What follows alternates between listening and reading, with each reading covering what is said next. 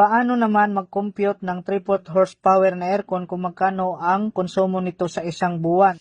So kung meron kayong 3/4 horsepower na aircon sa bahay ninyo guys, ito yung computation natin sa loob ng isang buwan. So 1 kilowatt, equivalent nito guys ay 1,000 watts.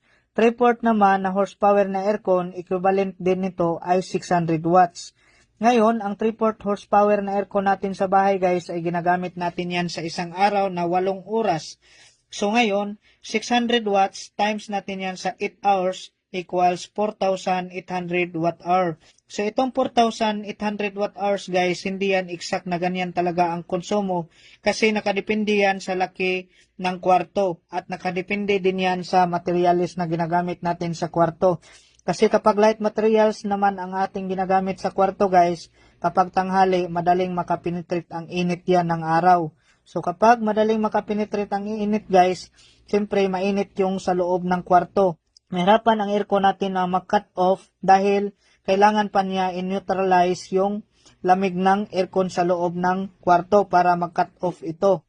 So ngayon, itong computation natin na 4,800 watts hours guys ay continue yan guys na hindi nag-cut off yung aircon natin. So ito yung labas, 4,800 watt hour. Siyempre kapag mag-cut off yan guys yung aircon natin, so bababa pa itong 4,800 watt hour.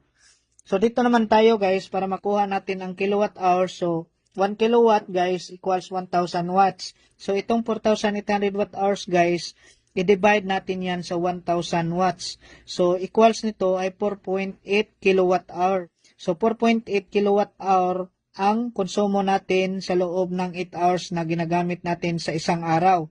So para makuha naman natin kung magkano ang konsumo sa isang buwan guys ay i-times din natin itong 4.8 kilowatt hour times 30 days equals 144 kilowatt hour. So ito na yun guys sa loob ng 30 days. Ngayon guys, ang 144 kilowatt hour, so para makuha natin kung magkano talaga ang konsumo sa isang buwan, i-times natin to sa per kilowatt hour. Example guys, ang singilan ng electric company ay 15 pesos per kilowatt hour. So ang 144 kilowatt hour guys, i-times natin yan sa 15 pesos.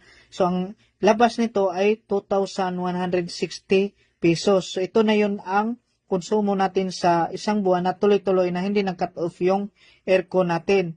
So ang tanong niyan, kapag inverter ang ginagamit natin na 3/4 horsepower, makatipid ba tayo ng kuryente? Para sa akin guys, kapag gumamit tayo ng inverter, same lang naman ang konsumo nito. Nakadepende yan sa laki ng kwarto.